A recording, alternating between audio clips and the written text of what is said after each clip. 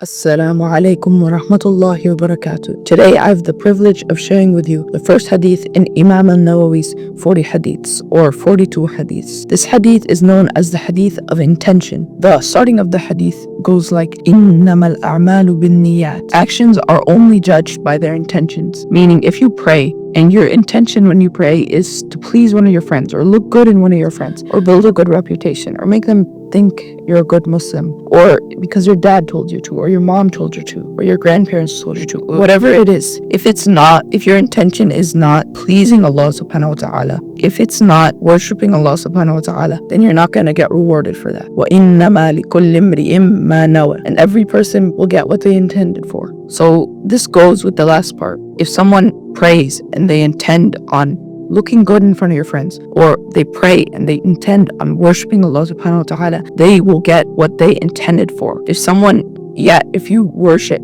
you pray for Allah subhanahu wa ta'ala, you fast for Allah subhanahu wa ta'ala, you give zakah for Allah subhanahu wa ta'ala, and you give zakah to get closer to Jannah, then you will get rewarded for that. You'll get rewarded for doing all of that as if you were doing it to please Allah subhanahu wa ta'ala. But if you do it all to get some worldly gains, to look good in front of your friends, to get some new clothes, anything like that, you won't get rewarded. That's what you will get. Something in this world that won't even matter 10, 20 years on. Islam is so beautiful because even with things you do on your day-to-day basis, you can turn that into worshipping Allah subhanahu wa ta'ala. How crazy is that? Anything you do throughout the day, today or tomorrow or the day after, you can turn it into worshipping Allah subhanahu wa ta'ala. For example, when you drink or eat, have the intention of, there's so many different ways to explain it, but one way is have the intention of eating and drinking so you can grow strong to worship Allah subhanahu wa ta'ala. Or when you sleep, have the intention of sleeping and waking up again and again and again and again so you can worship Allah subhanahu wa ta'ala again. Then you will get rewards from even these day-to-day things. So now let's talk about the history of this hadith. Why did the Prophet sallallahu alaihi wasallam say it? So in the early years of Islam, the Prophet Muhammad sallallahu alaihi wasallam commanded the Muslims to go migrate for hijrah from Mecca to Medina. And this is everybody who did this was praised greatly.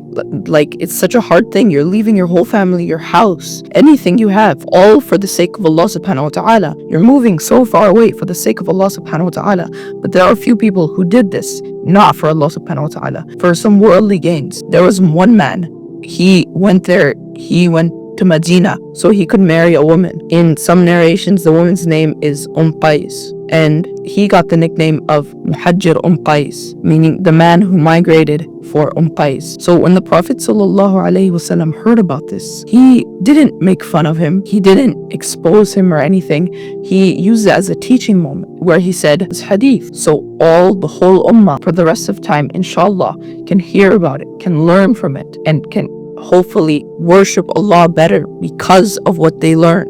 So the Prophet ﷺ didn't say this hadith to make fun of a person or to put shame on a person. So the Prophet ﷺ didn't say this hadith to shame some people, to make fun of some people. He said this to teach the whole ummah that your actions are only judged by their intentions. So inshallah, from now on, before you do anything, even if it's not praying, even if it's not reading Quran, before you do it, think, what is my intention when I do this? Why am I doing this? Because if your intention is anything other than pleasing Allah subhanahu wa ta'ala or worshipping Allah subhanahu wa ta'ala, then you should change it. That's why the Prophet sallallahu alaihi wasallam, he said that your actions are only judged by your intentions. No matter if you think or you forget, if your intention is to, like, if you recite well, if you recite in front of some people so you can look good, or if you pray in front of your friends so you can have a good reputation in front of them, or if you fast in Ramadan so people can think you're a good Muslim, or if you give zakah to look good in front of people, to look rich or something like that, then that's what you will get rewarded for. Or not even rewarded, that's what you'll get, some worldly gain that you won't even care about in 10 to 20 years. But the second thing you could have is if your intention is pure, if your intention is worshipping Allah subhanahu wa ta'ala, then that's what you'll get rewarded for. If your sole purpose is to worship Allah subhanahu wa ta'ala and Allah subhanahu wa ta'ala alone, then that's what you will get rewarded for. Jazakallahu khair.